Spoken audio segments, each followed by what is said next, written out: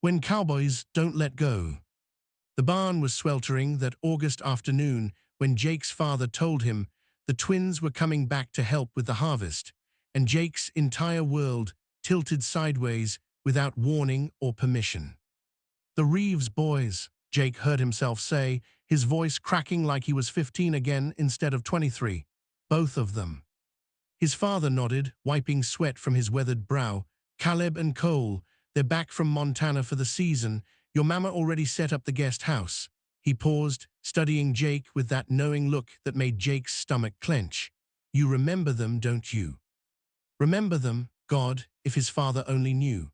Jake remembered Caleb Reeves the way drought-stricken earth remembers rain, desperately, completely, with every fiber of his being. He remembered Cole too, Caleb's identical twin, though the memories there were hazier, complicated by the singular focus Jake had always had on Caleb during those summers when they were younger. "Yeah," Jake managed, "I remember." That was 5 years ago. Jake had been 18, fresh out of high school, working his father's ranch in the Texas Hill Country, with dreams of agricultural college dancing in his head. The Reeves twins had been 21 then, already massive and powerful from years of ranch work, their reputation preceding them like a thunderstorm. They'd come to help with the season, and Jake had spent 3 months trying not to stare at Caleb across the dinner table, trying not to notice the way his laugh sounded like home. Then they'd left, and Jake had buried whatever he'd felt under layers of denial and distance. Now they were coming back. Jake spent the next 2 days in a state of controlled panic, throwing himself into work with an intensity that made his muscles scream and his mind blessedly quiet. He repaired fences that didn't need repairing, reorganized the tack room twice, and avoided his mother's questioning glances with the skill of long practice. The twins arrived on a Thursday evening, their truck rumbling up the long driveway as the sun painted the sky in shades of amber and rust. Jake was in the stable, grooming his horse with unnecessary thoroughness, when he heard their voices carrying across the yard. Deep, confident, achingly familiar despite the years. His hands stilled on the curry comb, and his horse, Pepper, turned her head to nudge his shoulder as if sensing his sudden tension. "I'm fine," he whispered to her, though they both knew it was a lie. "Jake," his mother's voice rang out, "come say hello." There was no escaping it. Jake set down the grooming tools with hands that trembled slightly, brushed hay from his jeans, and stepped out into the golden evening light. They were bigger than he remembered. Caleb and Cole Reeves stood beside their truck like monuments to everything Jake had tried to forget. 6'4" easily, broad-shouldered and sun-bronzed, wearing dusty Stetsons and matching expressions of easy confidence. Identical twins, yes, but Jake's eyes found the differences immediately. Caleb's slightly longer hair, the small scar on Cole's jaw, the way Caleb stood with his weight on his left foot, while Cole favored his right. And then Caleb's eyes found his, and Jake forgot how to breathe.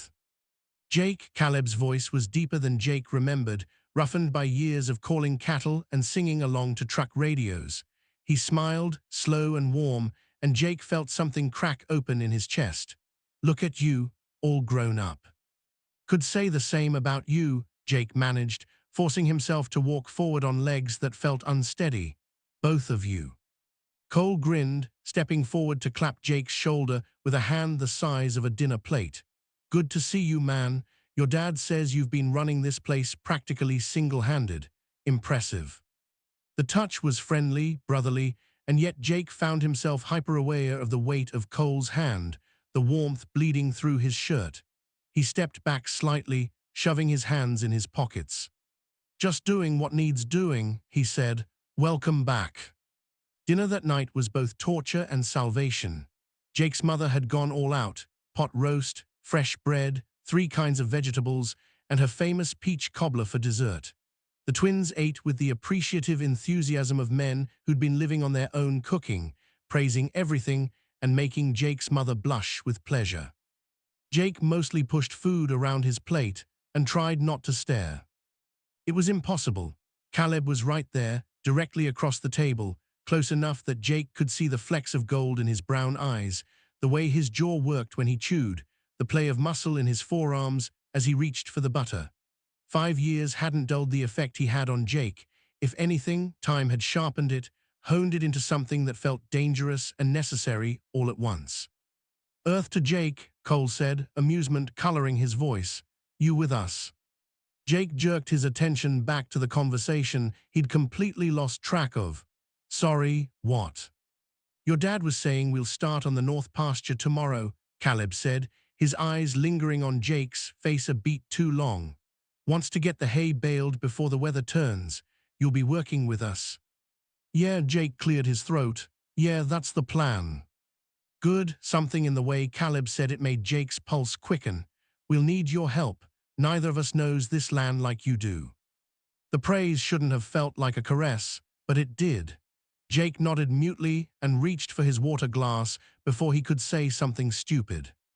After dinner, while Jake's mother fussed over getting the twins settled in the guest house, his father pulled him aside on the porch.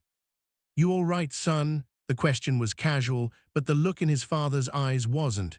"You seem tense." "Just tired," Jake lied. "Been a long week." His father studied him for a long moment, then nodded slowly.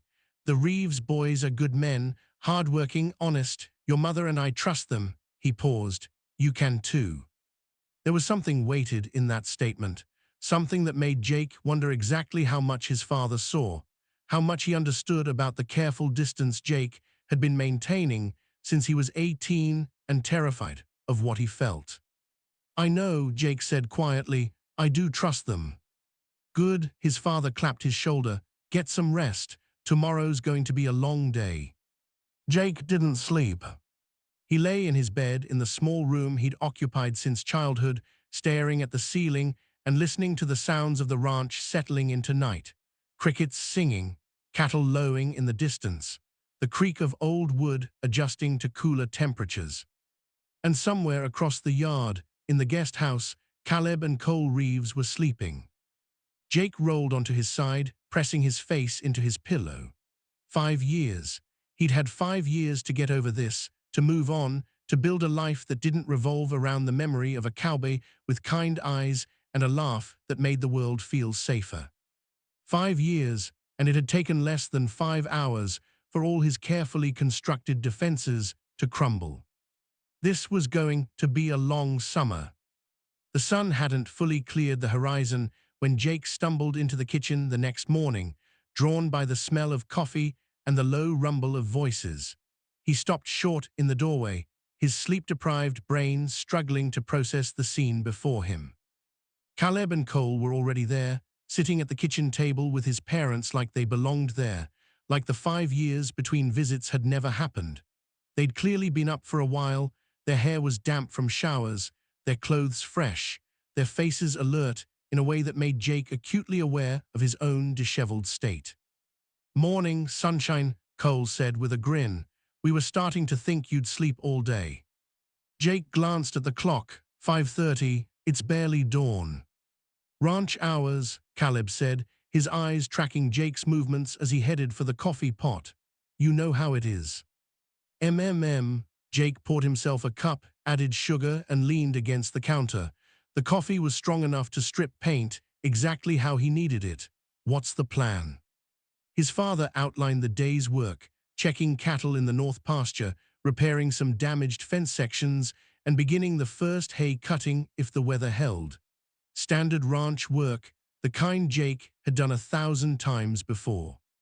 Except this time, he'd be doing it with Caleb and Cole, and that changed everything. They headed out in Jake's father's old pickup, the three of them squeezed into the cab because the bed was full of equipment. Cole drove, which meant Jake ended up in the middle, his thigh pressed against Caleb's, his shoulder brushing against Caleb's arm every time the truck hit a bump. It was contact, innocent, unavoidable contact, and it was driving Jake slowly insane. "You good?" Caleb asked quietly, his breath warm against Jake's ear. Jake nodded, not trusting his voice. "You're tense." Caleb's observation was matter of fact, not judgmental. "Relax, we're just checking fences." If only it were that simple. The north pasture stretched out before them, rolling hills covered in native grasses and dotted with mesquite trees. The cattle were scattered across the landscape, grazing peacefully in the early morning light. It was beautiful in the way that Texas ranch country was beautiful, harsh and unforgiving, and absolutely breathtaking. They worked in comfortable silence for the first hour, Jake falling into the familiar rhythm of ranch work.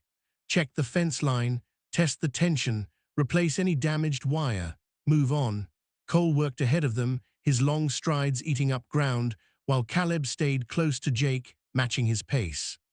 "Your dad says you've been thinking about ag school," Caleb said eventually, breaking the silence. "That's still the plan." Jake shrugged, tightening a section of wire. "Maybe, haven't decided yet." "What's holding you back?" It was a fair question. Jake had been accepted to Texas A&M 2 years ago, deferred once, then again. His father needed help with the ranch, yes, but that wasn't the whole truth. The truth was that Jake was afraid.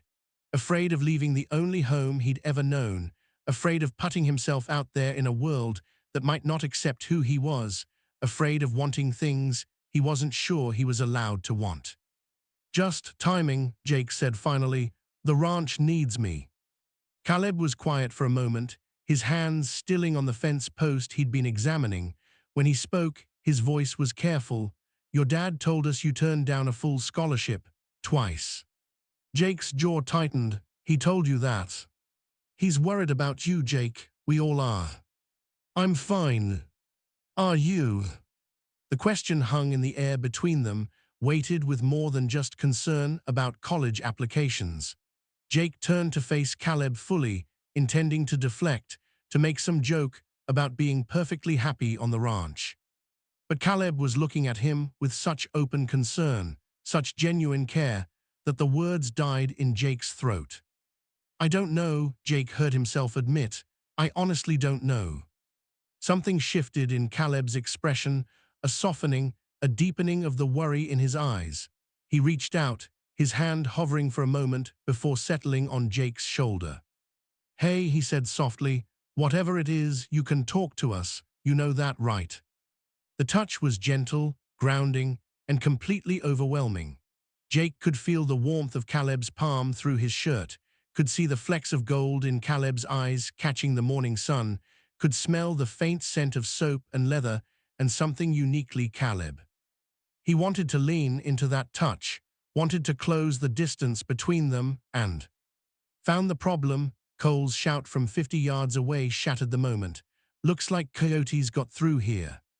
Caleb's hand dropped, and he stepped back, the professional mask sliding back into place. "Better go help him," he said, his voice carefully neutral. Jake nodded, not trusting himself to speak. They spent the next hour repairing the extensive damage the coyotes had done to the fence, working with the practiced efficiency of men who'd done this 1,000 times before. By the time they finished, the sun was high overhead, and sweat was running down Jake's back. "Break time," Cole announced, pulling a cooler from the truck bed. "Hydrate or die, gentlemen." They sat in the shade of the truck, passing around water bottles and energy bars. Cole kept up a steady stream of stories about their time in Montana, crazy weather, crazier ranchers, and a memorable incident involving a bull, a wedding, and a very angry bride. Jake laughed despite himself, the tension of the morning easing slightly in the face of Cole's easy charm. It was nice, he realized, comfortable, like having the brothers he'd never had. Except he didn't want Caleb to be his brother. That thought landed like a stone in still water, sending ripples of realization through Jake's carefully maintained denial. He snuck a glance at Caleb, who was listening to Cole's story with an amused smile, his hat tipped back and his eyes crinkled at the corners. Beautiful, Caleb was beautiful, and Jake was so screwed. "Jake," Caleb's voice pulled him back to the present. "You zoning out on us again?" "Sorry," Jake mumbled, "just thinking." "About what?" "You," Jake thought, "always you." "College," he lied, "just trying to figure things out." Caleb's expression softened. "You've got time, don't rush it." But that was the problem, wasn't it? Jake had been not rushing for 2 years. using the ranch as an excuse to avoid making any real decisions about his life. And now Caleb was back, and Jake was forced to confront the fact that what he was really avoiding wasn't college or responsibility. It was himself. The days fell into a rhythm.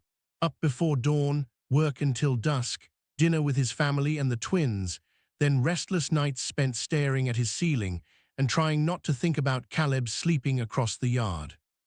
Jake threw himself into the work with an intensity that bordered on desperation. If he was exhausted enough, maybe he wouldn't have the energy to feel. Maybe the ache in his muscles would drown out the ache in his chest. It didn't work. If anything, working alongside Caleb and Cole only made everything worse.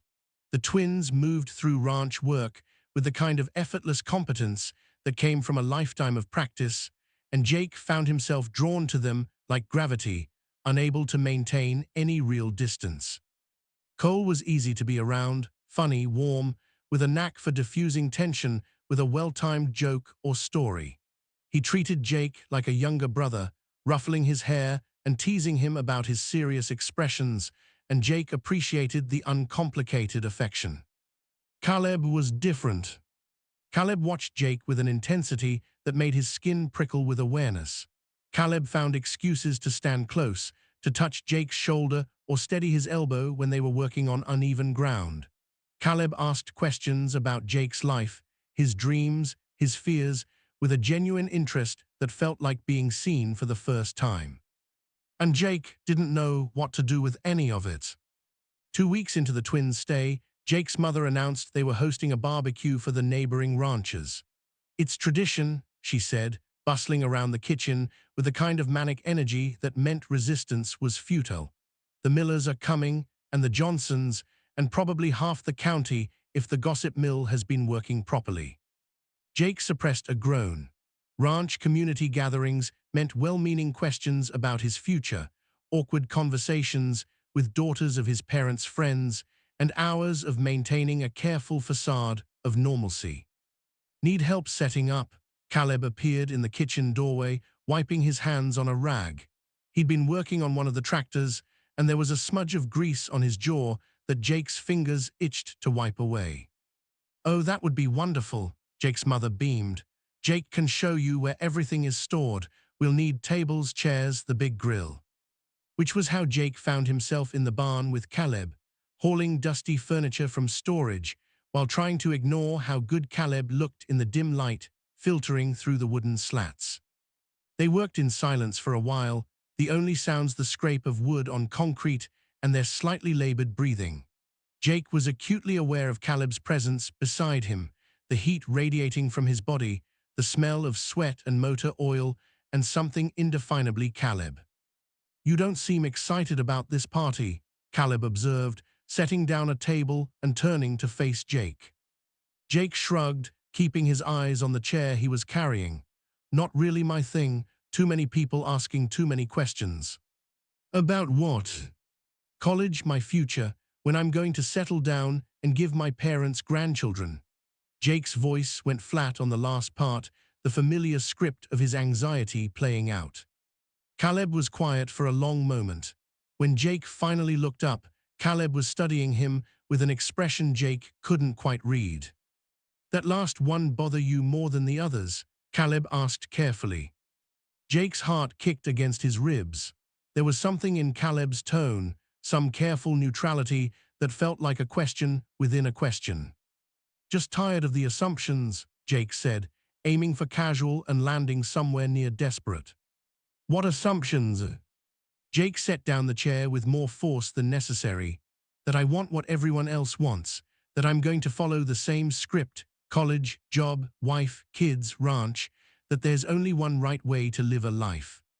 The words came out harder than he'd intended, sharp with years of suppressed frustration. He waited for Caleb to laugh, to dismiss his concerns, to tell him he was overthinking things. Instead, Caleb stepped closer. "What do you want, Jake?" His voice was soft, serious. "Forget the script. Forget what everyone expects. What do you want?" It was too much. The question was too direct. Caleb was too close, and Jake's defenses were too fragile after 2 weeks of sustained proximity to everything he wanted and couldn't have. "I don't know," Jake said, but it was a lie and they both knew it. Caleb reached out, his hand settling on Jake's arm just above the elbow. His touch was warm, gentle, grounding. "I think you do know. I think you're just scared to say it out loud." Jake's breath caught. They were standing so close now, close enough that Jake could see the concern in Caleb's eyes, the way his jaw tensed like he was bracing himself for something. "Caleb," Jake's voice came out rough, barely above a whisper. "Yes. I want you. I've wanted you since I was 18 years old and didn't have the words for what I was feeling. I want you so badly it feels like drowning, and I don't know how to survive another summer of pretending I don't." But Jake couldn't say any of that, couldn't risk the friendship, couldn't bear the possibility of seeing disgust or pity in Caleb's eyes. So he did what he'd been doing for 5 years. He stepped back, broke the contact, and changed the subject. "We should get these tables outside," he said, his voice carefully level. "Your mom will be looking for us." Something flickered across Caleb's face, disappointment, frustration, before he nodded and reached for a table. They didn't speak for the rest of the setup. The barbecue was exactly as overwhelming as Jake had feared. By sunset, the yard was full of neighbors and their families, the air thick with the smell of grilling meat and the sound of laughter and conversation. Jake's mother was in her element, floating from group to group with plates of food and warm greetings. Jake, meanwhile, was hiding. He'd found a spot on the fence line at the edge of the yard, far enough from the party to avoid most of the social obligations, but close enough that he couldn't be accused of being antisocial. He nursed a beer and watched the sunset paint the sky in shades of orange and purple, trying to ignore the knot of tension in his shoulders. "Thought I'd find you out here." Jake didn't turn around. He'd know Cole's voice anywhere, not much of a party person. Cole hopped up onto the fence beside him, his long legs dangling. "Yeah, Caleb mentioned you like your space." He was quiet for a moment, then added, "He also mentioned you seemed upset earlier, in the barn." Jake's grip tightened on his beer bottle. "I'm fine." "Jake," Cole's voice was gentle but firm. "We've known you since you were 18. You're not fine." "I don't want to talk about it." "Okay," Cole accepted this easily, which was one of the things Jake appreciated about him. He didn't push, didn't pry, want to talk about something else. "Like what?" "Like the fact that Emily Johnson hasn't stopped staring at you all night, and her dad just asked your father if you were seeing anyone." Jake groaned. "Please tell me you're joking." "Wish I was." "Your mom looked thrilled." Cole paused. "You should probably know they're planning to send her over here to get you a fresh beer." "Kill me now." Cole laughed, the sound warm and familiar. "Come on, it's not that bad. Emily's nice." "That's not the point." "Then what is the point?" Jake was saved from answering by Emily herself appearing around the corner, her smile bright and her intentions transparent. She was pretty, anyone could see that, with long dark hair and a friendly manner that Jake appreciated even as it made him want to disappear. "Hey Jake," she said, holding out a fresh beer. "Your mom said you might want this." "Thanks," Jake managed, accepting the bottle even though his current one was still half full. Emily didn't take the hint to leave. Instead, she leaned against the fence beside him, close enough that their shoulders almost touched. "It's a nice party. Your mom really knows how to put these things together." "Yeah, she's good at it." Awkward silence stretched between them. Jake could feel Cole's amused gaze on him, could practically hear his internal laughter at Jake's obvious discomfort. "So," Emily said, her voice taking on a tone Jake recognized all too well, "I heard you might be thinking about going to A&M in the fall." "Maybe, haven't decided." "That's exciting. I'm at Texas State right now studying education. Maybe we could get coffee sometime, compare notes about college life." It was a kind offer, a normal offer, the kind of offer Jake should be excited about, should be grateful for. Emily was nice, pretty, genuinely interested in him. And he felt absolutely nothing. Jake scrambled for a polite excuse, his social skills abandoning him entirely. Emily, Caleb's voice cut through the awkwardness like a knife. He appeared from somewhere behind them, his expression friendly but his eyes sharp. Your dad's looking for you, something about heading out soon. Oh, Emily straightened. Right, okay, maybe we can talk later, Jake. Sure, Jake lied, relief washing through him as she walked away. Caleb took her place at the fence, his shoulder pressing against Jake's in a way that sent electricity up Jake's spine. You're welcome. I had it handled, Jake muttered. You looked like a deer in headlights. I did not. You absolutely did, Cole chimed in, grinning. It was painful to watch. Jake glared at both of them, but there was no heat in it. I hate you both. No, you don't, Caleb said softly, and there was something in his voice that made Jake's heart stutter. They stood in comfortable silence for a while, watching the party wind down as families started gathering their children and heading to their trucks. The sky had deepened to full dark now, stars beginning to emerge in the vast Texas sky. Can I ask you something? Cole's voice was unusually serious, and you can tell me to mind my own business if you want. Jake tensed. Okay. Why did you look so relieved when Caleb rescued you from Emily? The question hung in the air like smoke. Jake could feel both twins watching him, could sense the weight of the moment, the way his answer could change everything. He could lie, could make up some excuse about not being ready for a relationship, about being focused on the ranch, about anything other than the truth. Or he could be brave. Because, Jake said slowly, his heart hammering against his ribs, I'm not interested in Emily, or any woman for that matter. The silence that followed felt eternal. Jake kept his eyes on the horizon, unable to look at either twin, barely breathing as he waited for their reaction. Okay, Cole said finally, his voice carefully neutral. Thanks for trusting us with that. That was it. No shock, no disgust, no awkward platitudes, just simple acceptance. Jake's eyes strung with unexpected tears. You're okay with that? Why wouldn't we be? Caleb's voice was gentle. His hand found Jake's shoulder, warm and steady. Jake, we don't care who you're attracted to, we care about you. Something broke open in Jake's chest, years of fear and shame cracking like ice in spring. He let out a shaky breath, his hands trembling slightly around his beer bottle. Does anyone else know? Cole asked. Jake shook his head. Just you two, I haven't told anyone. Not even your parents. Especially not them. Jake's voice went tight. They're traditional, you know, church every Sunday, Bible study on Wednesdays. I don't know how they'd react. Caleb's grip on his shoulder tightened. They love you, Jake. Whatever else happens, they love you.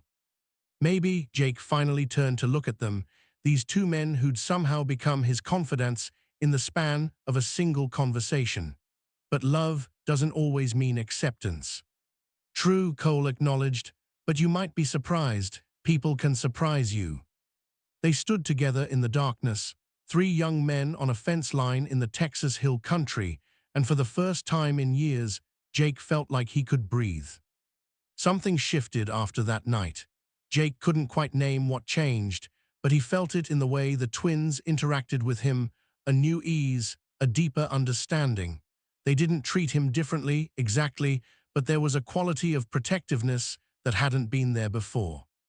Cole started running interference when neighbors asked too many questions about Jake's love life, redirecting conversations with the skill of a politician. And Caleb. Caleb seemed to find more reasons to be close to Jake, standing just a little nearer when they worked together, letting their hands brush when passing tools, seeking out Jake's company during breaks and meals. It should have made things easier, this new openness. Instead, it made everything infinitely more complicated, because now Jake couldn't even pretend to himself that what he felt for Caleb was just friendship. 3 weeks into the twins' stay, they were working on the south pasture, checking cattle and making sure the water tanks were full. The day was brutally hot, the kind of Texas summer heat that made the air shimmer and sweat run in constant rivers down their backs. Jake was bent over a water tank, checking the float valve, when he felt rather than saw Caleb approach. A shadow fell across him, blocking the relentless sun, and then Caleb's voice, low and close.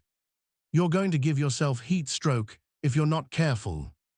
Jake straightened, wiping sweat from his forehead. "I'm fine." "You're not wearing a hat." "Lost it somewhere, I'll find it later." Caleb shook his head and removed his own Stetson, settling it on Jake's head with a gentleness that made Jake's breath catch. The hat was too big, sliding down slightly over Jake's eyes, and smelled like Caleb, leather and sweat, and something uniquely him. "There," Caleb said softly, "better." They were standing very close, close enough that Jake could see the concern in Caleb's eyes, could count the freckles the sun had brought out across his nose and cheeks, close enough that if Jake leaned forward just slightly. "Where's Cole?" Jake asked, his voice coming out rougher than intended. "Checking the fence line on the east side."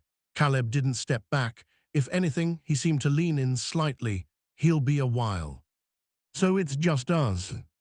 "Yeah," something in the way Caleb said it made Jake's pulse quicken. "Just us." The moment stretched between them, heavy with possibility and fear. Jake could feel his heart hammering, could see the way Caleb's eyes dropped briefly to his mouth before flicking back up. "Jake," Caleb said, his voice low and serious, "I need to tell you something." "Okay." 5 years ago when we left," Caleb paused, seeming to gather his courage. "I thought about you the whole drive back to Montana, couldn't stop thinking about you." Jake's world tilted. "What?" "You were 18, I was 21. It felt wrong to. I knew I needed to give you space, time to figure out who you were without me hovering." Caleb ran a hand through his hair, a gesture of frustration Jake had never seen from him before. "But God, Jake, it was hard, letting you go."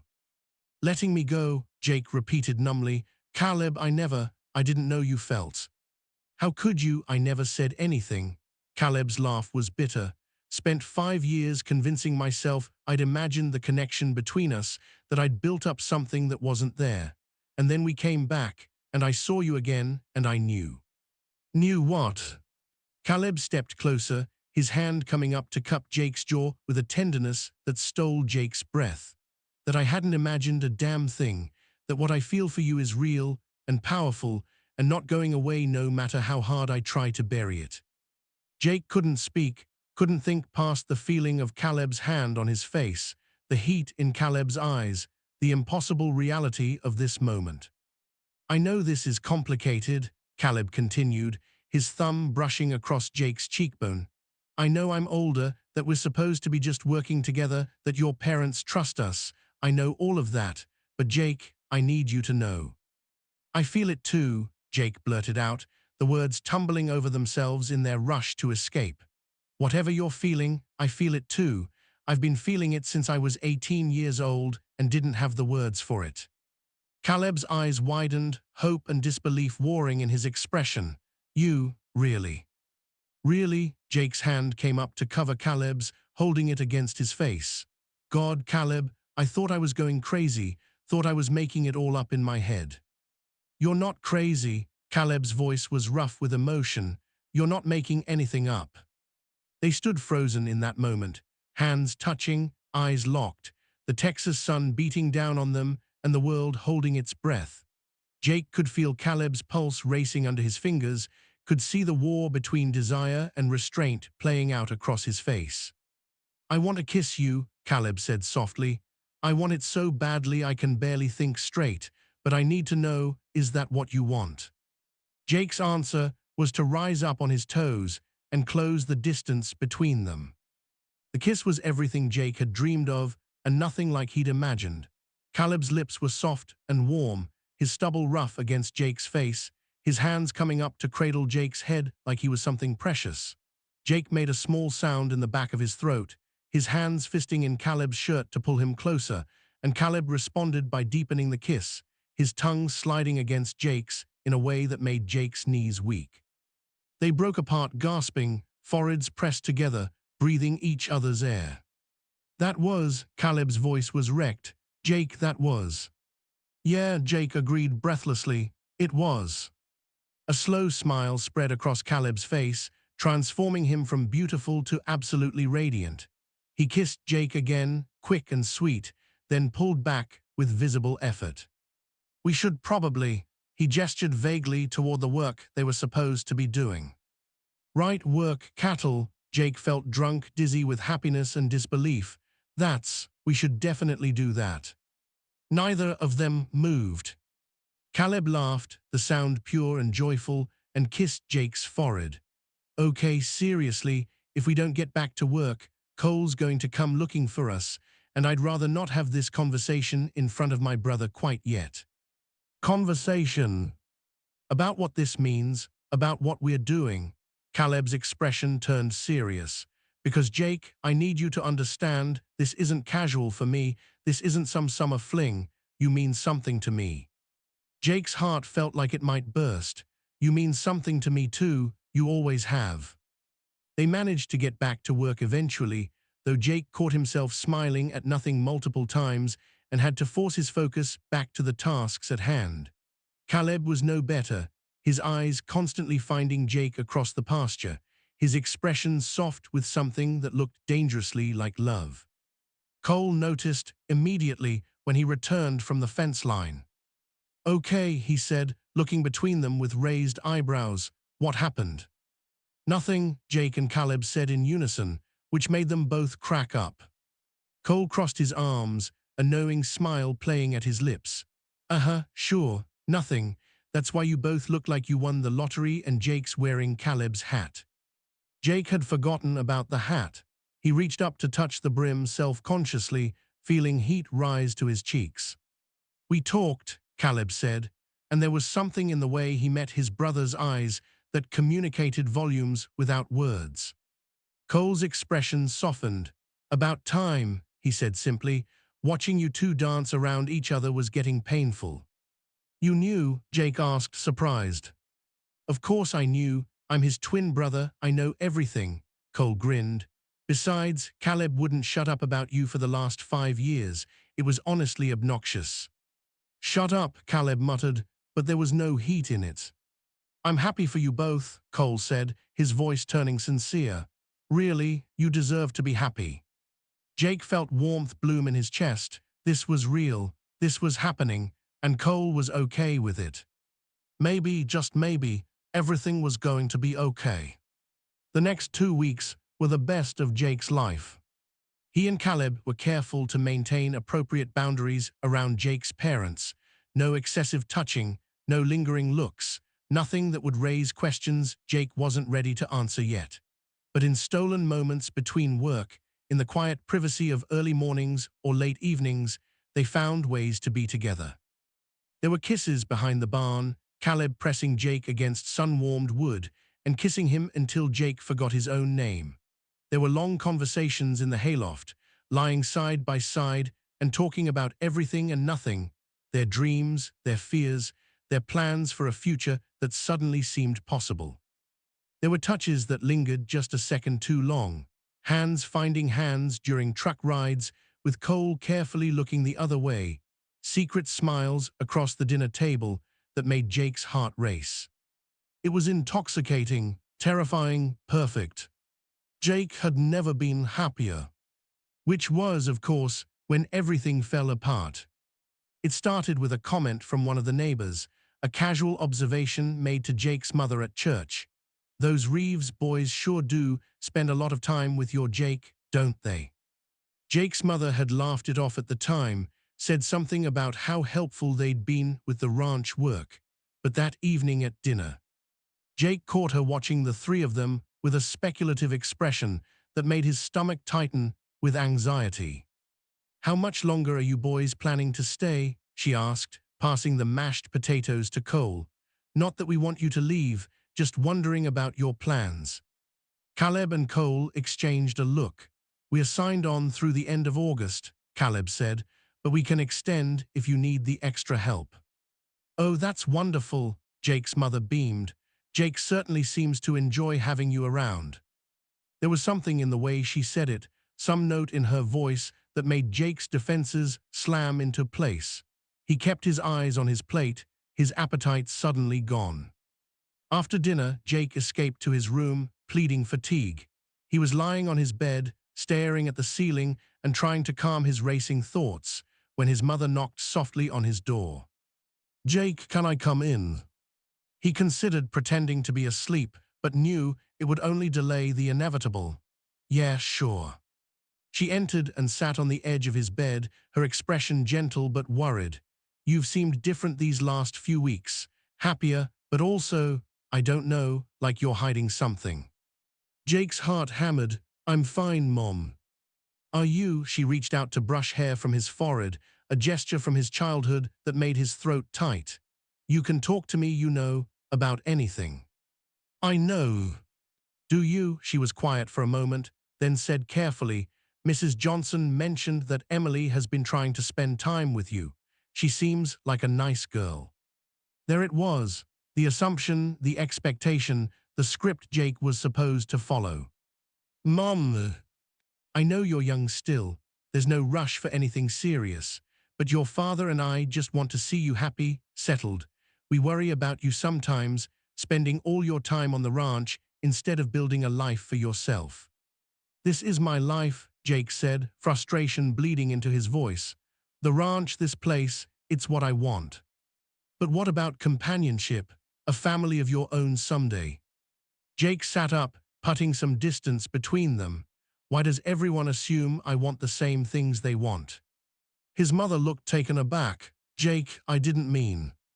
"I know what you meant. You want me to date Emily, go to college, find a nice girl, get married, have kids, follow the same path everyone else in this town follows."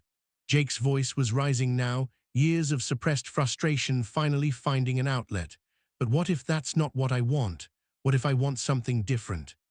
"Different how?" His mother's voice was careful, and Jake could see the moment understanding began to dawn in her eyes. "Jake, what are you trying to tell me?"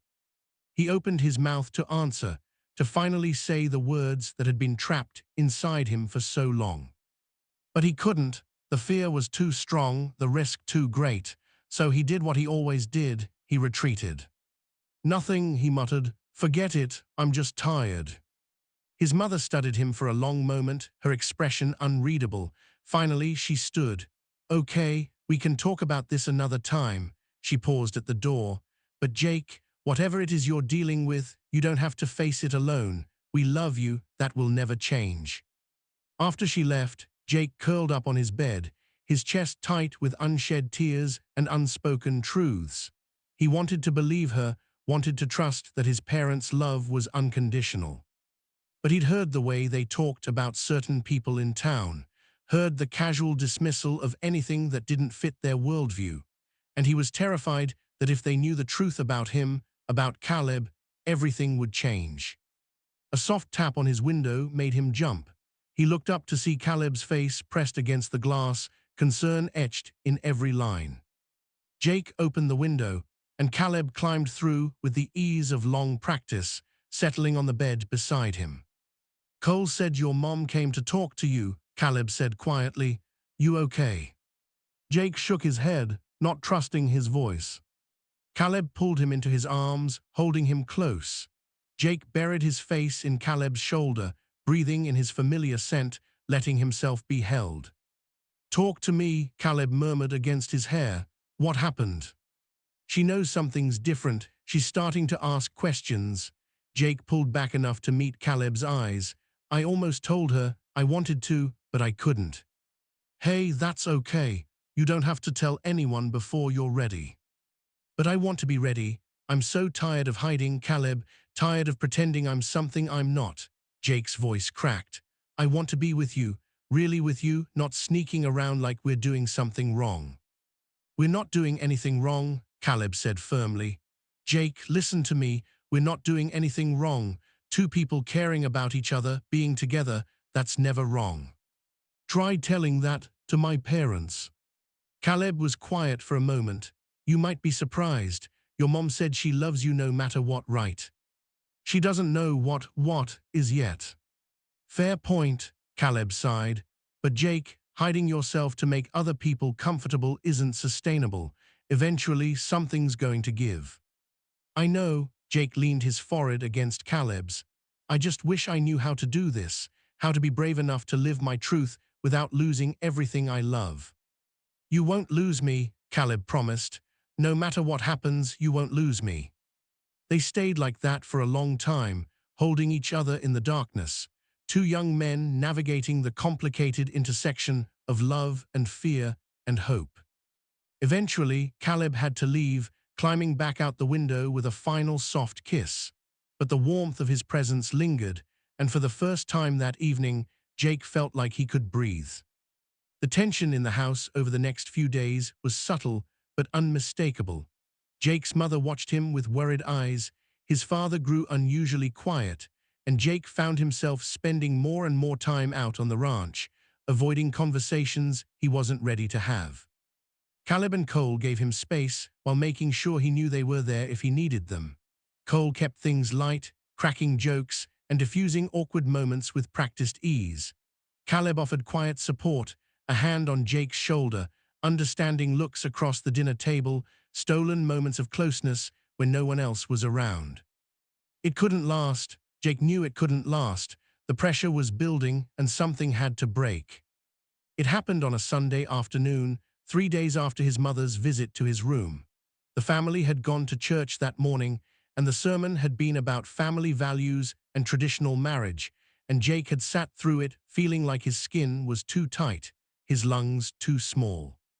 Back at home, he'd escaped to the stable, seeking the quiet company of the horses and the rhythmic work of grooming. He was brushing down Pepper when he heard footsteps behind him. "We need to talk, son." Jake's father's voice was gentle but firm. Jake kept his eyes on the horse, his hands continuing their steady strokes. "About what?" "About whatever's been eating at you these last few weeks." His father leaned against the stall door, his weathered hands clasped in front of him. "Your mother's worried. Hell, I'm worried." "I'm fine." "You're not fine. Your wound tighter than a spring, you barely eat, you avoid being in the house unless you have to." His father paused. "This about college?" "No." "The ranch?" "No." "Then what?" Jake set down the brush, his hands trembling slightly. This was it, the moment he'd been dreading and craving in equal measure. He could keep lying, keep hiding, keep pretending. Or he could be brave. "It's about me," Jake said quietly, still not turning around. "About who I am." His father was silent for a long moment. "I don't understand." Jake forced himself to turn to meet his father's eyes. "I'm gay, Dad. I'm attracted to men, not women. I always have been." The words hung in the air like smoke. Jake watched his father's face carefully, looking for signs of disgust, anger, disappointment. What he saw instead was confusion, followed by something that looked like dawning understanding. "The Reeves boys," his father said slowly. "That's why you've been different since they arrived." It wasn't a question, but Jake nodded anyway. "Caleb, we're together, or trying to be."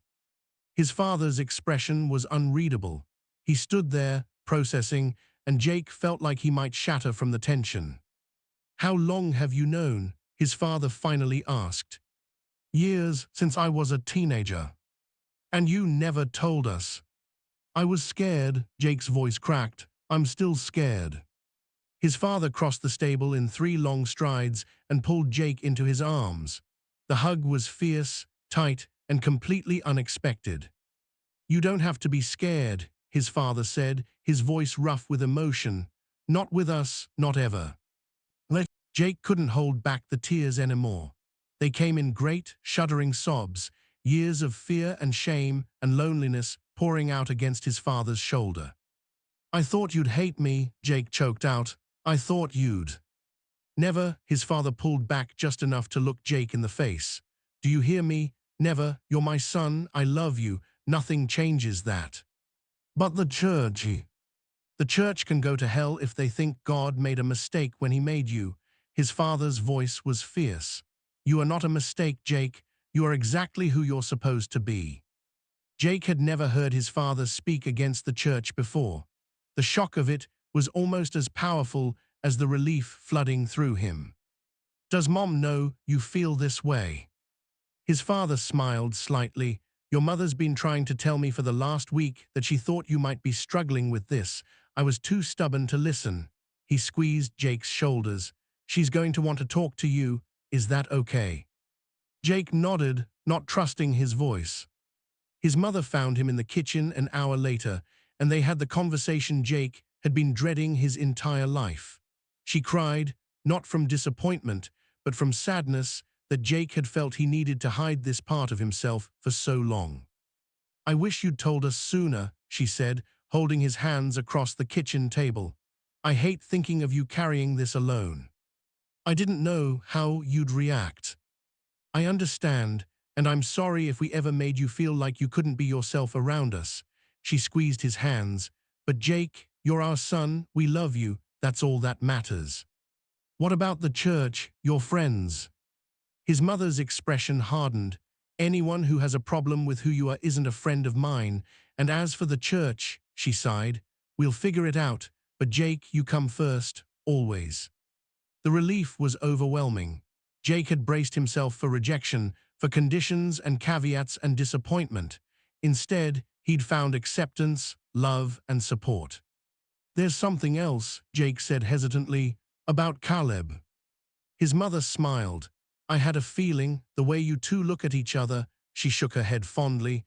"He's a good man, Jake. If you're happy, that's all I need to know." "I am happy, I mean."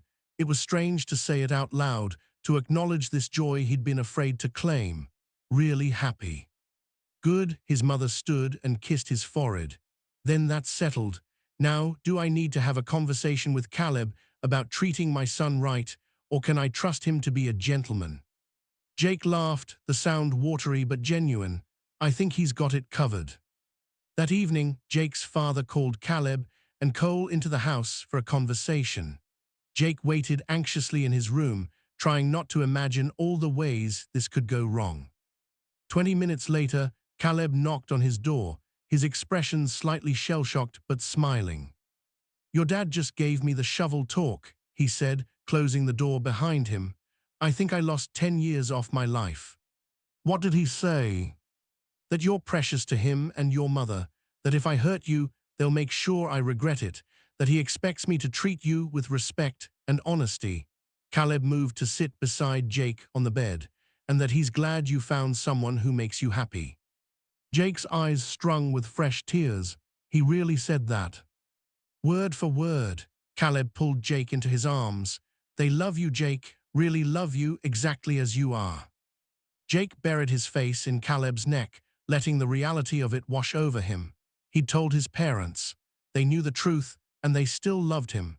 The weight he'd been carrying for years had lifted, leaving him feeling light and free and almost dizzy with relief. "I can't believe this is real," he whispered. "It's real." Caleb kissed his temple. "It's all real." They stayed like that for a long time, holding each other in the quiet of Jake's room. The future was still uncertain. Jake still had to figure out college, his place on the ranch, how to navigate a relationship with Caleb when they lived in different states. But for the first time in his life, Jake felt like those were problems he could actually solve, because he wasn't hiding anymore. He wasn't pretending to be someone he wasn't. He was just Jake, gay, in love with a cowboy, and finally free. The last 2 weeks of summer passed in a golden haze. With the secret out in the open, at least within the family, Jake and Caleb could be themselves around the ranch. They were still respectful, still mindful of boundaries, but there was an ease between them now that hadn't existed before. Cole teased them mercilessly, but with obvious affection. Jake's parents adjusted with surprising grace, his mother fussing over whether Caleb was eating enough at dinner, and his father discussing ranch business with all three young men like they were equal partners. It felt like family, it felt like home. But summer couldn't last forever. 2 days before Caleb and Cole were scheduled to leave for Montana, Jake and Caleb took a ride out to the far pasture, the one with the old oak tree where Jake used to go when he needed to think. They dismounted and sat in the shade, shoulders touching, watching the cattle graze in the distance. "I don't want you to go," Jake said quietly. "I don't want to go either." Caleb threaded their fingers together. "But the job in Montana. I know you have commitments, I get it. Come with us." Jake turned to look at Caleb, startled. "What? Come to Montana with me and Cole?" Caleb's eyes were intense, hopeful. "There's always work on the ranches up there. You could take a year, figure out what you want to do about school, be somewhere where you can just be yourself." It was tempting. God, it was so tempting. To leave Texas, leave the expectations and the church and the neighbors who still saw him as that nice Mathis boy. To start fresh somewhere new with Caleb by his side. "But I can't," Jake said, his chest tight. "My dad needs me here, especially now that we've finally got things figured out between us. And I need to sort out the college thing. A&M offered to let me defer again, but I should probably make a decision soon." "So make it in Montana." "Caleb." "I know I'm being selfish." Caleb turned to face Jake fully, taking both his hands. "I know it's asking a lot, but Jake, I love you. I've loved you since you were 18 years old and way too young for me to say anything about it. And now that I can finally be with you, the thought of leaving you behind for who knows how long," his voice cracked, "it's killing me." Jake's breath caught. "You love me." "Of course I love you, how could I not?" Caleb's smile was soft, vulnerable in a way Jake had never seen. "You're smart and kind and braver than you give yourself credit for. You make me laugh, you make me think, you make me want to be better. Yeah, Jake, I love you." "I love you too," Jake whispered, the words feeling both monumental and completely natural. "So much it scares me sometimes." They kissed, slow and sweet, the Texas sun warm on their backs and the future stretching uncertain before them. When they broke apart, Caleb rested his forehead against Jake's. "So what do we do?" "We figure it out," Jake said firmly.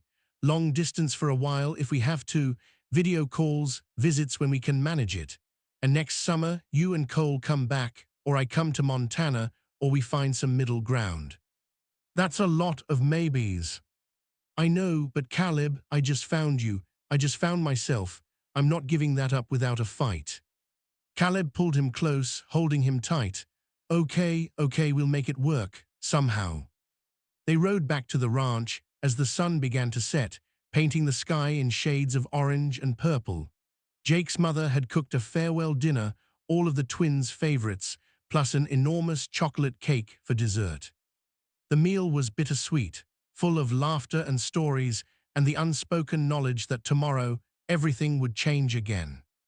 That night, after everyone else had gone to bed, Caleb climbed through Jake's window one last time. They lay together in Jake's narrow bed, fully clothed but tangled in each other's arms, whispering about the future and making promises they both desperately wanted to keep. "I'll call you as soon as we get there," Caleb murmured against Jake's hair. "Every day if you want." "Every day," Jake agreed. "And text me when you stop for meals, so I know you're taking care of yourself." "Yes, dear," Caleb teased, but there was warmth in his voice. They talked until the sky began to lighten, until they could hear Jake's father moving around downstairs, preparing for another day of ranch work. Caleb kissed Jake one more time, long and thorough and full of promise, then climbed back out the window. Jake watched him walk across the yard to the guest house, his heart full and breaking all at once. The twins left after breakfast, their truck loaded with gear and both of them looking exhausted from lack of sleep. The whole family gathered in the driveway to see them off. Cole hugged Jake's parents, then pulled Jake into a crushing embrace. "Take care of yourself, little brother," he murmured, "and take care of him too." He jerked his head toward Caleb. "He's going to be impossible to live with, mopping over you." "I heard that," Caleb called. Jake laughed wetly, blinking back tears. "I'll do my best." Then it was Caleb's turn. He shook hands with Jake's father, received a warm hug from his mother, and finally turned to Jake. They stood facing each other, both acutely aware of Jake's parents watching, both trying to maintain some semblance of appropriate distance. "Drive safe," Jake managed. "I will," Caleb's eyes were bright with unshed tears. I'll text you when we stop. Okay. They stared at each other for another long moment, all the things they wanted to say hanging unspoken in the air between them. Then Jake's father cleared his throat. For heaven's sake, he said gruffly, give the boy a proper goodbye. Caleb's eyes widened. Sir, you're leaving for who knows how long. My son's going to miss you. The least you can do is hug him properly. Permission granted, Caleb closed the distance between them and pulled Jake into his arms. The hug was tight, fierce, full of everything they couldn't say out loud. Jake buried his face in Caleb's shoulder, breathing in his scent one last time. I love you, Caleb whispered, so quietly that only Jake could hear. That doesn't change, no matter the distance. I love you too, Jake whispered back. They broke apart reluctantly. Caleb climbed into the truck beside Cole, who was tactfully studying something fascinating on the dashboard. As the truck pulled away down the long driveway, Jake's mother slipped her arm around his waist. He'll be back, she said softly. Love like that doesn't just disappear. Jake leaned into her, watching the truck grow smaller in the distance. I hope you're right. I'm always right, she said, with the confidence of mothers everywhere. You'll see. The first week after Caleb left was the hardest. Jake threw himself into ranch work with renewed intensity, trying to outrun the ache in his chest through sheer physical exhaustion. His father watched him with concerned eyes, but didn't push, understanding that some grief needed to be worked through rather than talked through. Caleb called every evening, just like he'd promised. They'd talk for hours about nothing and everything: Caleb's day on the Montana ranch, Jake's progress with the fall preparations, random thoughts and observations, and the thousand small things that made up a life. I miss you became as common as hello. But phone calls could only do so much. Jake missed the physical presence of Caleb, the warmth of his hand, the sound of his laugh in person rather than filtered through a phone speaker, the way his eyes crinkled at the corners when he smiled. 2 weeks after the twins left, Jake's college acceptance letter arrived. Texas A&M was still holding his spot, would be thrilled to have him start in the spring semester if he wanted. Jake stared at the letter for a long time, weighing his options. He could stay on the ranch, keep helping his father, keep living the life he'd always known. Safe, familiar, comfortable. Or he could take a leap. Go to school, study agricultural business, prepare himself to come back and run the ranch properly someday. It would mean leaving his parents, stepping out of his comfort zone, facing all the uncertainties he'd been avoiding. But it would also mean growth, progress, becoming the man he wanted to be rather than hiding in the safety of what he'd always known. He called Caleb that night. I'm going to do it, he said, before Caleb could even finish saying hello. I'm going to A&M in the spring. There was a pause, then Caleb's voice warm with pride. Yeah, you sure? I'm sure, it's time. I've been hiding long enough. I'm so proud of you, Caleb said, and Jake could hear the smile in his voice. You're going to be amazing. I'm terrified. That's how you know you're doing something important. Caleb was quiet for a moment. You know what this means, though. What? A&M is a lot closer to Montana than your ranch is. Jake's heart skipped. What are you saying? I'm saying that Cole and I have been talking. The ranch we're working on up here is looking for a manager, someone to oversee operations long-term. Caleb paused. They offered it to me. Caleb, that's amazing. It is, but it also means I'd be staying in Montana for the foreseeable future, which is a problem because the person I love is in Texas. Jake smiled at the correction. What if the person you love was planning to come visit during winter break? Would that change anything? You do that, come all the way to Montana. If you want me to. Want you to, Jake, I'd pay for the plane ticket myself if it meant seeing you sooner. They talked for another hour, making plans and dreaming about the future. By the time they hung up, Jake felt lighter than he had in weeks. His mother found him in the kitchen afterward, making himself a sandwich with a smile on his face. "Good news?" she asked, settling at the table with her tea. "I'm going to A&M in the spring," Jake announced, "and I'm going to visit Caleb in Montana for winter break." His mother's smile was knowing. "I see. Does your father know about these plans?" "Not yet. I wanted to tell you first." "Well, I think it's wonderful, both of it." She sipped her tea. "You're growing up, Jake, making your own choices, building your own life. It's what we've always wanted for you. Even if my life looks different than you expected." "Especially then," she reached across the table to squeeze his hand. "Your happiness is what matters. Everything else is just details." The months between August and December passed in a blur of preparation and anticipation. Jake helped his father interview potential ranch hands to cover his absence, organized his life into boxes and bags bound for College Station, and talked to Caleb every single day. The distance was hard, but it was also clarifying. Without the distraction of physical proximity, Jake and Caleb talked about everything: their pasts, their dreams, their fears. They learned each other's minds the way they'd learned each other's bodies that brief summer, building a foundation that felt solid and real. Cole kept them both sane, sending ridiculous memes to their group chat and providing commentary on Caleb's increasingly obvious pinning. "He just spent 20 minutes staring at a photo of you," Cole texted Jake one evening. "It's pathetic. Please come visit before he becomes completely useless." December finally arrived, bringing with it final exams for the few online classes Jake had taken to prepare for A&M, and a flurry of activity as his mother prepared the house for Christmas. Jake's flight to Montana was scheduled for the day after Christmas. He'd packed and repacked his bag 3 times, too nervous to settle on what to bring, too excited to focus on anything else. "You know he's seen you in work clothes covered in dirt, right?" his father asked, watching Jake's latest packing attempt with amusement. "I don't think he's going to care what you wear." "I know, but," Jake gestured helplessly at his open suitcase, "what if Montana is different? What if I don't fit in?" His father came to sit beside him on the bed. "Jake, you're going to visit someone who loves you. You could show up in a potato sack and he'd be happy to see you." "A potato sack might be warmer than what I packed. Do you know how cold Montana is in December?" His father laughed. "You'll be fine, and if you're not, I'm sure Caleb will keep you warm." Jake blushed furiously. "Dad."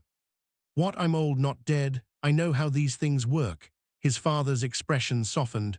"I'm happy for you, son. Truly, you deserve this." On Christmas morning, Jake's mother surprised him with a new winter coat, heavy and warm, and exactly what he'd need for Montana weather. His father gave him a pocket knife, the handle carved with his initials. "So you'll always carry a piece of home with you," he said gruffly. The gifts were thoughtful, practical, and made Jake's throat tight with emotion. These were his parents' way of saying they supported him, that they wanted him to be happy wherever he went. The next day, they drove him to the airport. The goodbyes were tearful but hopeful, full of promises to call and text and stay connected. "Bring him home for spring break," his mother said, hugging him tightly. "I want to see this ranch he's so excited about." "I will," Jake promised. The flight to Montana felt eternal. Jake spent most of it staring out the window, watching Texas fade into New Mexico and then Wyoming. The landscape growing more rugged and snow-covered with each passing mile. Caleb was waiting at the airport. Jake saw him the moment he stepped into the arrivals area, impossible to miss at 6'4", wearing a sheepskin jacket and a nervous expression. Their eyes met across the crowded terminal, and Jake's heart did something complicated in his chest.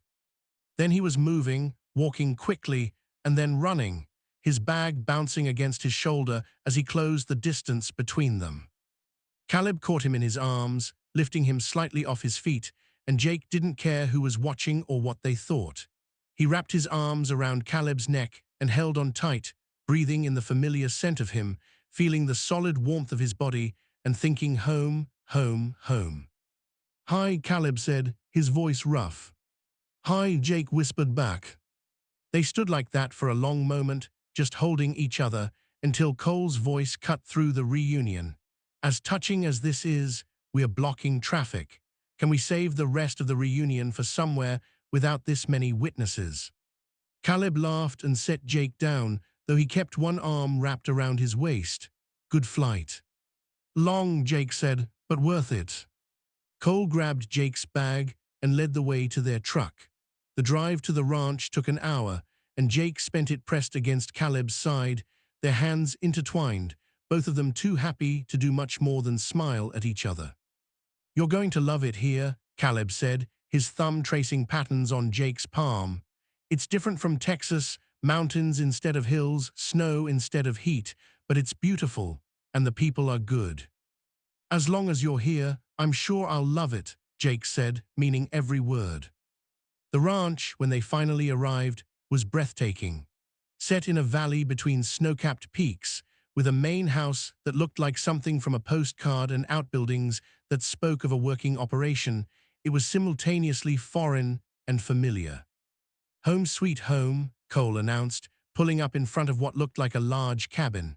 We've got the manager's quarters. Caleb's promotion came with housing, 2 bedrooms, full kitchen, all the amenities. Which means running water and heat, Caleb added with a grin. The bar is not high. Inside, the cabin was cozy and warm, with wood-paneled walls and furniture that had clearly seen better days, but was clean and comfortable. Cole showed Jake to the guest room, your room, for as long as you want it, then diplomatically announced he was going to check on the cattle and wouldn't be back for a few hours. The moment the door closed behind Cole, Caleb pulled Jake into his arms. I've missed you so much, he murmured against Jake's hair. Talking on the phone helped, but it's not the same as this, as having you here. I missed you too. Jake pulled back just enough to look up at Caleb's face, memorizing the details. He'd been starved for, the exact shade of his eyes, the small scar on his chin, the way his hair curled slightly when it got too long. 4 months felt like forever. Never doing that again, Caleb said firmly. From now on, if we have to be apart, it's weeks at most, not months. How are we going to manage that with me in College Station and you in Montana? We'll figure it out. Caleb cupped Jake's face in his hands. I meant what I said before. This isn't casual for me. I'm in this for the long haul, whatever that takes. Jake's answer was to kiss him, pouring 4 months of longing and loneliness and love into the contact. Caleb responded with equal intensity, backing Jake toward the couch until they collapsed onto it in a tangle of limbs. They made out like teenagers, all desperate kisses and wandering hands, until they were both breathing hard and Caleb pulled back with visible effort. We should slow down, he said, his voice rough. You just got here, I don't want to rush. Caleb, Jake interrupted, his hands fisted in Caleb's shirt. I've been waiting for this since August. We don't have to rush, but we also don't have to go slow just for the sake of it. Caleb searched his face. You're sure? I'm sure. What happened next was tender and intense, both of them nervous and eager, and so in love it hurt. They took their time, learning each other's bodies with hands and mouths and whispered words of affection. Content fades, here to respect guidelines. Afterward, they lay tangled together on the couch, a blanket hastily pulled over them, both feeling more content than they had in months. I love you, Caleb said quietly, pressing a kiss to Jake's temple. I know I've said it before, but I need you to know this is real for me. You're real for me. I know, Jake said softly. I love you too, so much it scares me sometimes. Yes. Yeah, because I've never felt like this before, never wanted someone the way I want you, never felt so seen, so understood. Jake tilted his head to look at Caleb. What if I mess this up? You won't. You don't know that. I do, actually. Caleb's smile was gentle, because even if we have fights or disagreements or moments where things are hard, we'll work through them, together. That's what people who love each other do. Jake wanted to believe that, wanted to trust that this happiness was sustainable, that the future he was beginning to imagine with Caleb was actually possible. Teach me, he said quietly. how to do this, how to be in a relationship, how to navigate all the complicated parts. I've never done this before. Neither have I, Caleb admitted. Not like this anyway, but we'll figure it out together. He kissed Jake's forehead. That's the beautiful part, we get to write our own story. They spent the rest of the afternoon talking and dozing and simply being together, making up for the months of separation. When Cole finally returned, they'd managed to get dressed and were attempting to cook dinner with varying degrees of success. "Smells burnt," Cole announced, hanging up his coat. "Did you two remember that food exists, or were you too busy reconnecting?" Jake blushed, but Caleb just threw a dish towel at his brother. "We're making dinner, shut up and set the table." Making dinner or burning the cabin down, because I'm getting mixed signals from this smoke. It turned out the chicken was only slightly charred, and the vegetables were actually quite good. They ate together at the small kitchen table, Cole regaling them with stories about the ranch's quirky owner and the various mishaps that had occurred in Caleb's absence. It felt easy, comfortable, like this was how things were always meant to be. Jake's week in Montana passed too quickly. He spent his days exploring the ranch with Caleb, learning the differences between Montana ranching and what he'd grown up with in Texas. The work was harder in some ways. The cold added a level of difficulty Jake hadn't experienced before, but also deeply satisfying. Caleb introduced him to the ranch owner, a gruff man named Jim, who took one look at Jake and said, "So you're the reason Caleb's been useless for the last 4 months. Finally." "Sorry," Jake managed, not sure what else to say. Jim waved him off. "Don't apologize, just keep him happy so he stops mopping around like a lovesick puppy." The ranch hands were equally blunt, but welcoming. They treated Jake's presence as unremarkable, which was both refreshing and slightly surreal after growing up in a small Texas town where everyone knew everyone's business. At night, Jake and Caleb would curl up together in Caleb's room, talking about the future and making plans. College Station was only a few hours from several major airports, they discovered. Caleb could fly down for long weekends. Jake could come to Montana for breaks. It wouldn't be easy, but it was doable. "What happens after you graduate?" Caleb asked one night, tracing patterns on Jake's back as they lay in bed. "Have you thought about it?" "Some," Jake admitted. "I was thinking, what if I applied to grad school at Montana State? They have a good ag program, and it would mean we'd be in the same state." Caleb's hands stilled. "You do that, move here permanently." "Why not? You've got a job you love, a place that fits you, and Texas will always be there. My parents aren't going anywhere, but maybe it's time for me to build my own life somewhere new." Jake turned to look at Caleb. "Somewhere with you." "That's years away, though. A lot could change." "Are you planning on changing how you feel about me?" "God, no." "Then we'll figure out the details when we get there." Jake kissed him softly. "For now, let's just focus on making it through college without going broke on plane tickets." Caleb laughed. "Fair enough." The night before Jake had to leave, they drove out to a nearby ridge that overlooked the valley. It was freezing, snow crunching under their boots and their breath fogging in the air, but the view was spectacular, mountains lit by moonlight. Stars scattered across the sky like diamonds, the ranch buildings tiny and warm in the distance. "I want to remember this," Jake said, leaning against Caleb's side. "This exact moment." "Why?" "Because I'm happy, really, truly happy, and I want to remember what this feels like." Jake turned to look at Caleb, "So that when things get hard, when the distance feels impossible or school gets overwhelming or I start doubting myself, I can come back to this moment and remember." Caleb pulled him close, wrapping his arms around Jake from behind and resting his chin on top of Jake's head. "We'll have more moments like this, I promise." "You can't promise that." "Watch me." Caleb turned Jake to face him, his expression serious in the moonlight. "Jake Matthews, I promise you more moments of happiness. Maury sunsets and late-night conversations and lazy Sunday mornings. Maury laughter and inside jokes and quiet contentment. I promise you my best effort to make this work, to be worth the risk you're taking on me." Jake's eyes strung with tears. You're already worth it. Yes.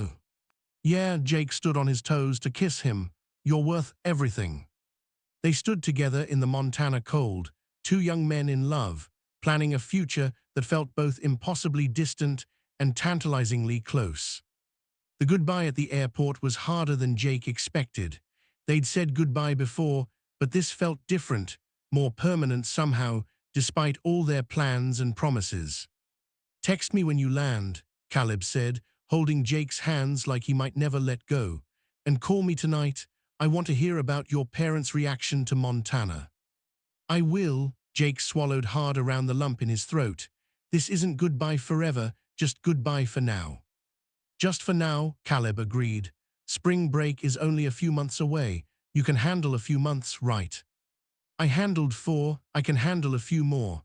Jake tried to smile, but his face felt wobbly. Doesn't mean I like it, though. Cole, who'd been pretending to study his phone to give them privacy, cleared his throat.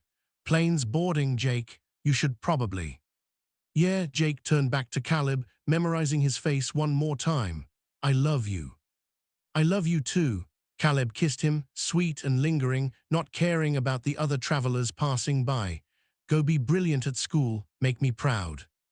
I'll try. One more hug, one more kiss, and then Jake forced himself to walk toward security. He looked back once to see Caleb and Cole still standing there, Caleb with his hand raised in farewell. Jake waved back, then turned and kept walking. The flight home gave him too much time to think. He pulled out his phone and scrolled through photos from the week, Caleb laughing at something Cole said, the Montana mountains at sunset, the two of them bundled up against the cold. His favorite was a selfie Caleb had taken of them. Jake's head on Caleb's shoulder, both of them smiling, happiness radiating from every pixel. Jake set it as his phone background, a reminder that the distance was temporary and the love was real. Spring semester at Texas A&M was a whirlwind of classes, new friends, and adjustments. Jake had worried about fitting in, about being openly gay on a campus where agriculture students weren't exactly known for their progressive politics. But he found his people, a study group that included 2 other LGBTQ+ students, a professor who noticed Jake's engagement with the material and took him under her wing, and a community that was more diverse and accepting than he'd expected. He called Caleb every night without fail, filling him in on the details of his day, the challenging classes, the interesting people, the small victories and frustrating setbacks. Caleb, in turn, shared stories from the Montana ranch, the seasonal changes, the challenges of management. They were building a life together across the distance, stitch by stitch, conversation by conversation. Valentine's Day brought a surprise. Flowers delivered to Jake's dorm room with a card that simply said, "Missing you, always." See Jake's roommate, a good-natured guy named Marcus who'd been unfazed by Jake's sexuality from day one, whistled appreciatively. Someone's got it bad, Marcus observed. Yeah, Jake agreed, unable to stop smiling. He really does. Spring break finally arrived in mid-March, bringing with it the promise of a week with Caleb. They'd planned for Caleb to fly to Texas this time, staying with Jake's family and helping with some early spring ranch work. Jake was simultaneously excited and nervous about having Caleb in his childhood home, about navigating family dynamics with his boyfriend present, about all the ways this visit could be awkward or uncomfortable. He needn't have worried. Caleb arrived and immediately charmed Jake's parents all over again, jumping into ranch work like he'd never left. Jake's mother fussed over making sure Caleb ate enough, and his father got Caleb's opinion on everything from fence repair to cattle breeding.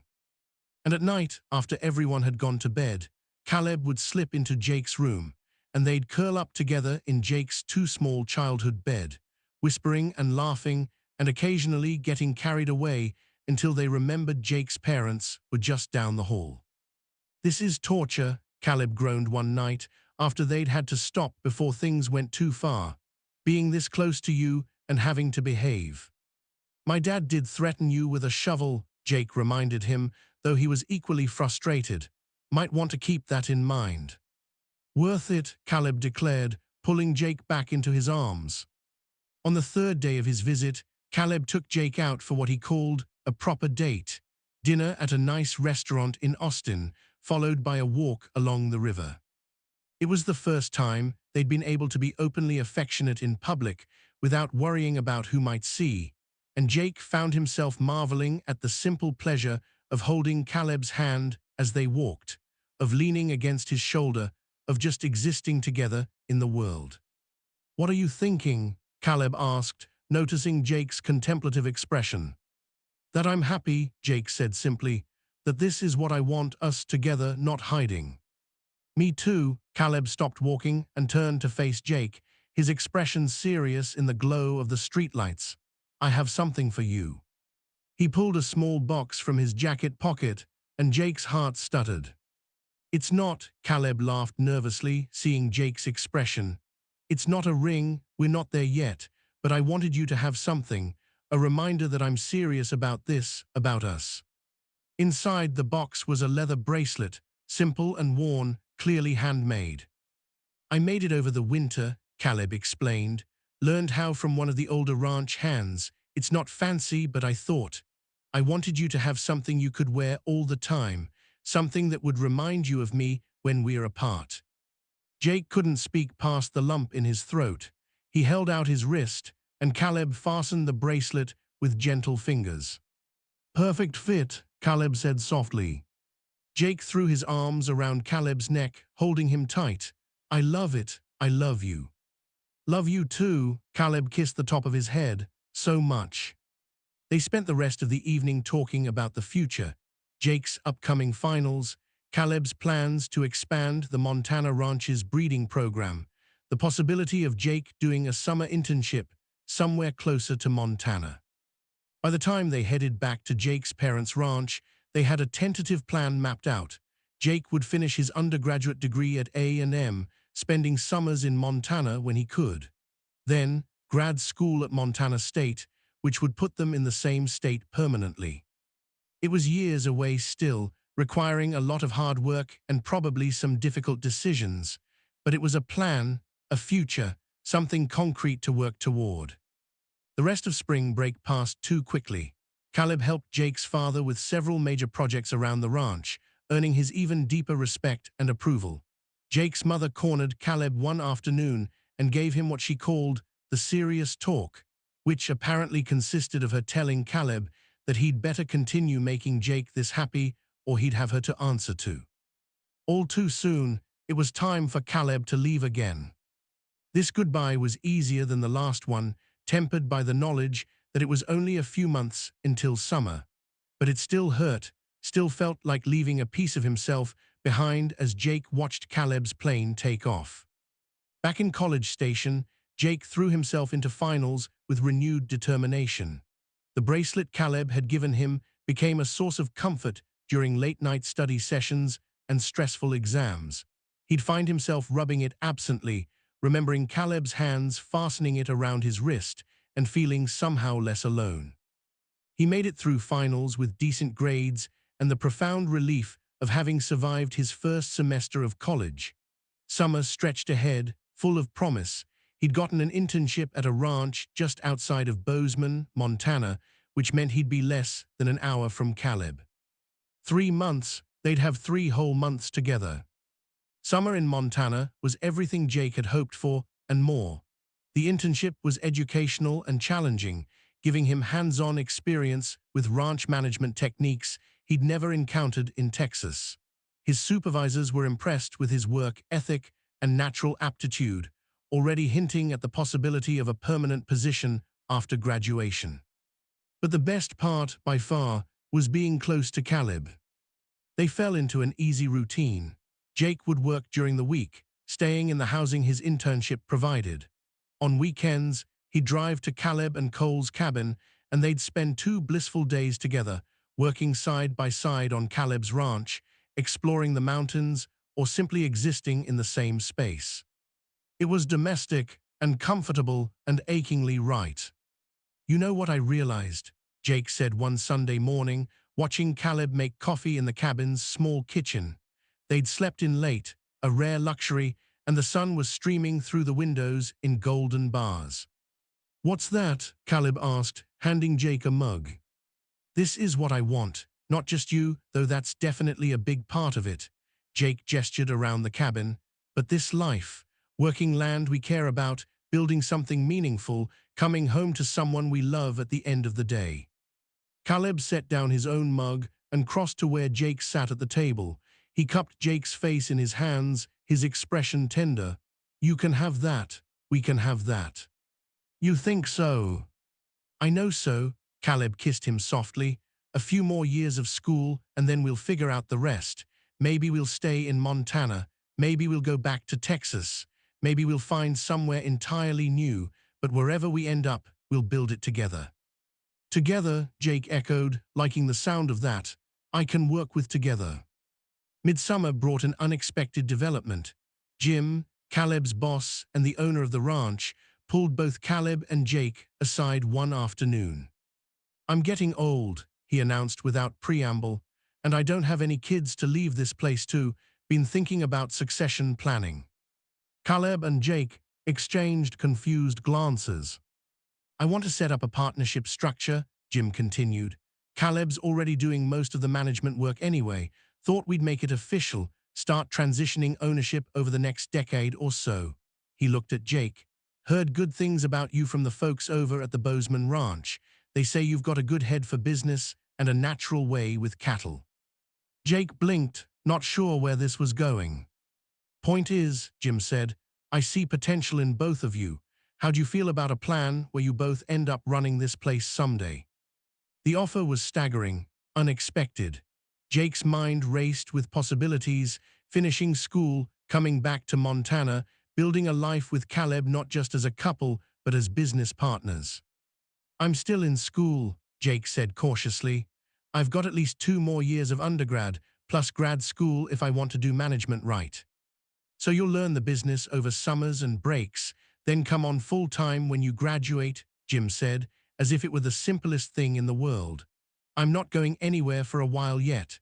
We've got time to do this right."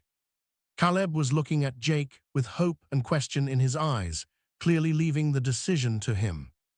"Can I think about it?" Jake asked. "Course you can. Take all the time you need." Jim stood, preparing to leave. "But for what it's worth, I think you two would make a hell of a team." After Jim left, Jake and Caleb sat in stunned silence.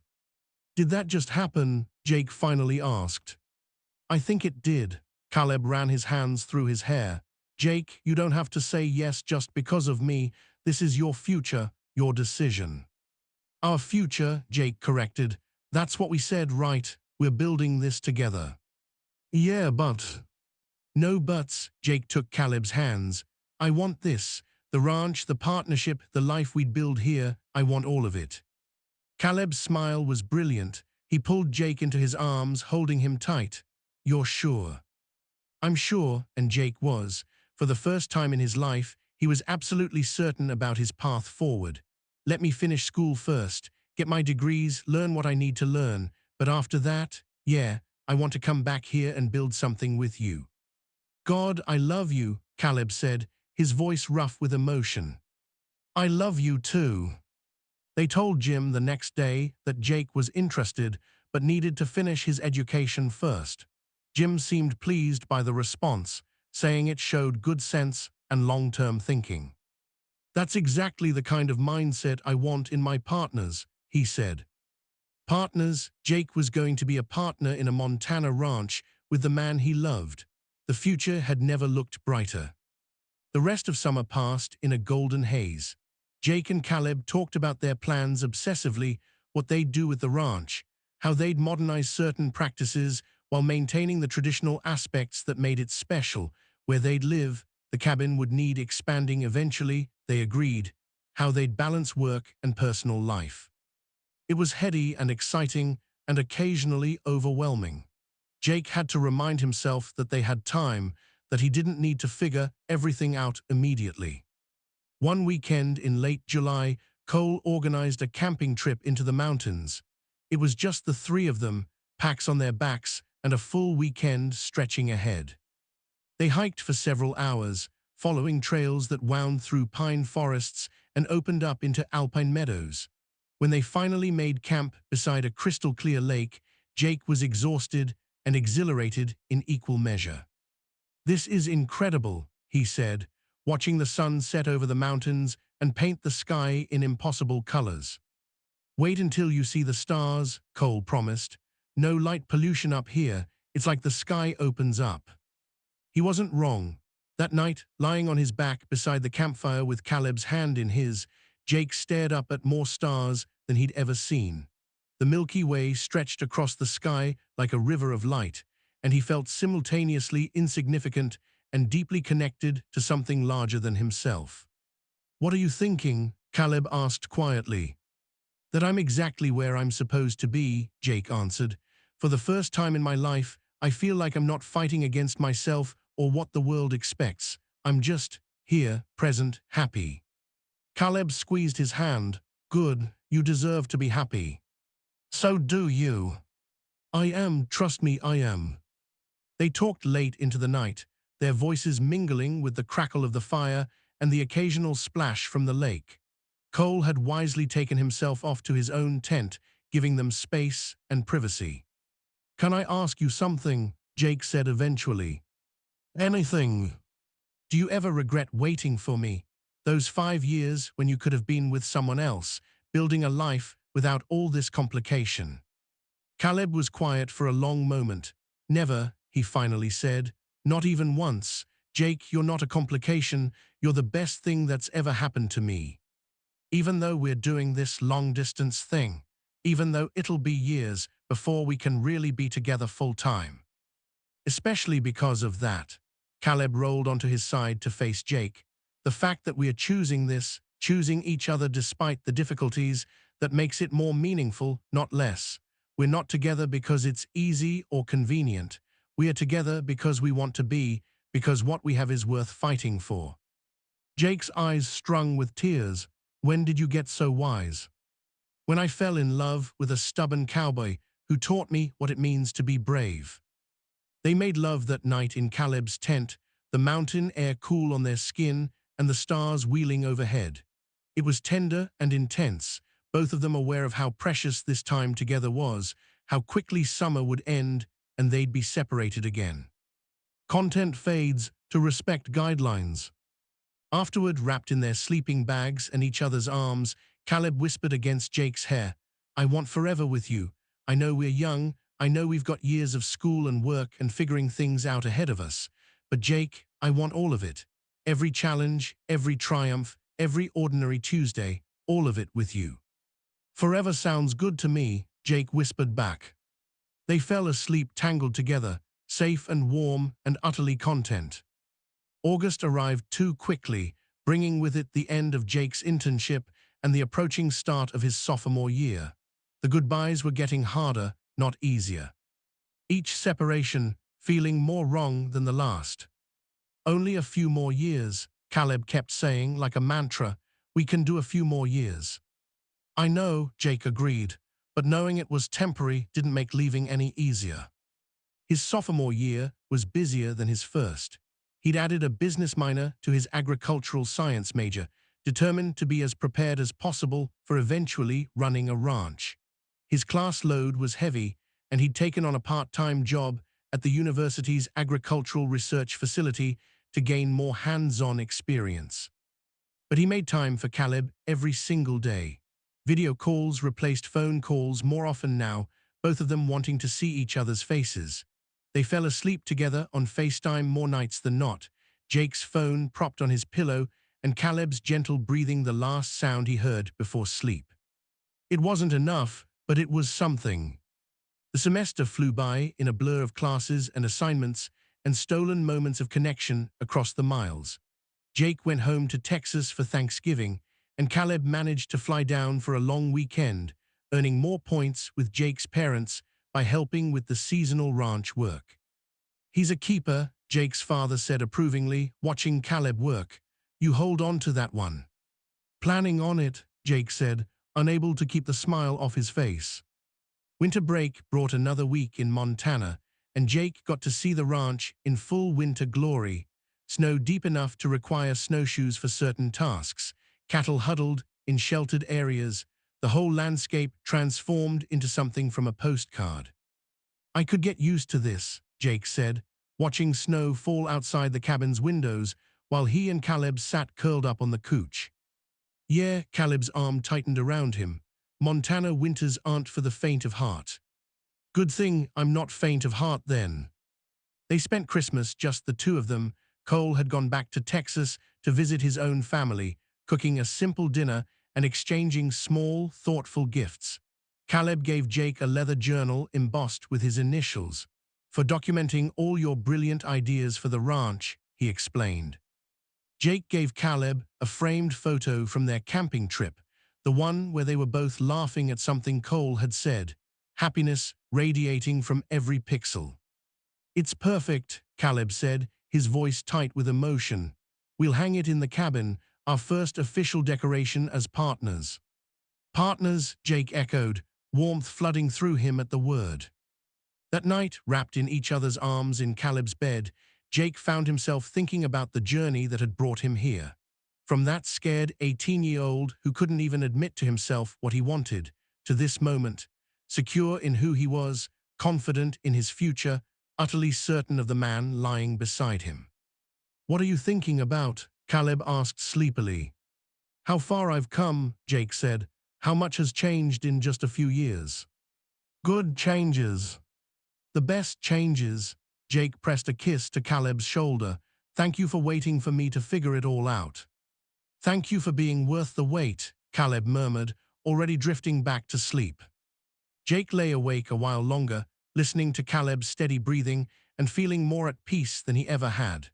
The road ahead still had challenges, more years of school, continued long distance, the inevitable complications of building a life and business together. But they'd face it all together, and that made everything possible. Epilogue: The Promise. 4 years later. Jake adjusted his cap and gown, trying not to sweat through the formal attire despite the Texas heat.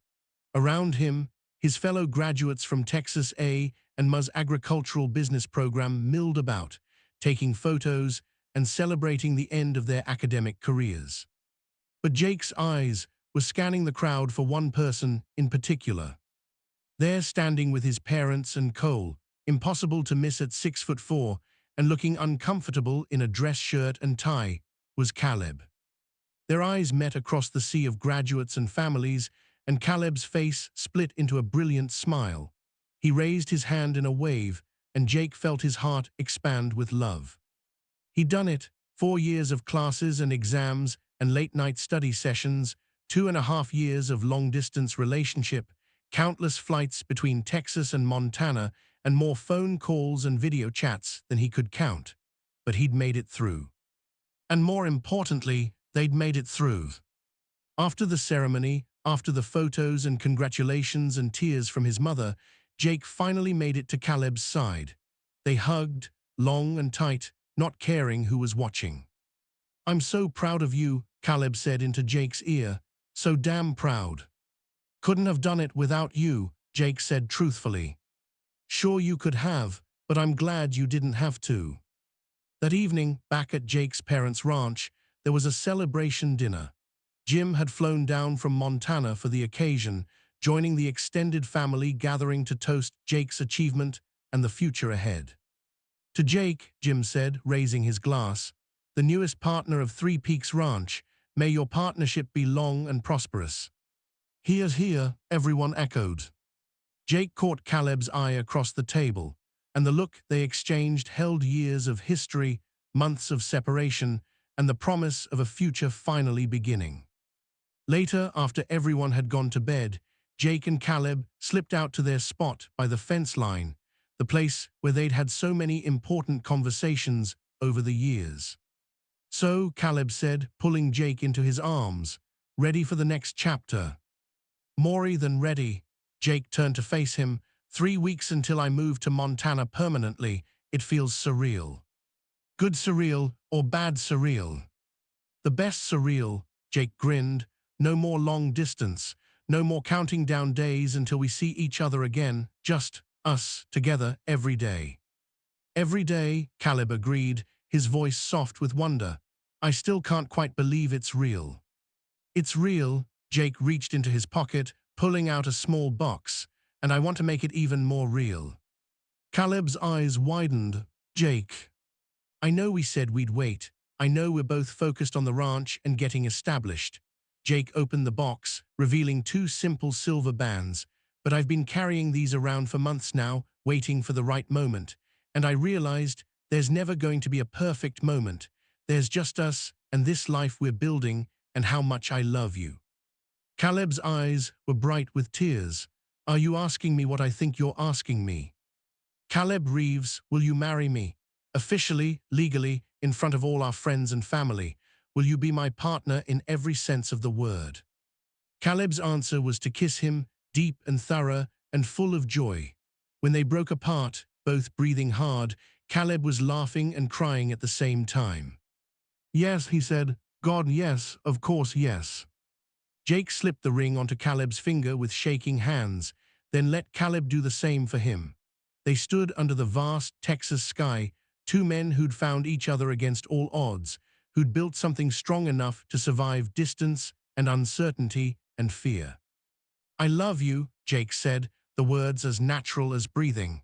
I've loved you since I was 18 years old and didn't know what to do with it. I love you too, Caleb replied, and I'm going to keep loving you for the rest of our lives. They held each other as the stars came out, the same stars that had watched over them through every trial and triumph. The future stretched ahead, full of possibility and promise, a ranch to run, a life to build, a love to nurture and grow. It wouldn't always be easy. There would be challenges, disagreements, moments of frustration and fear. But they'd face it together, two cowboys who'd found in each other everything they'd been searching for. Home, partnership, love. And that was more than enough. It was everything. The end. Like this story if it touched your heart. Speech, balloon, comment, and tell me what you loved most. Bell subscribe for more emotional LGBTQ plus love stories.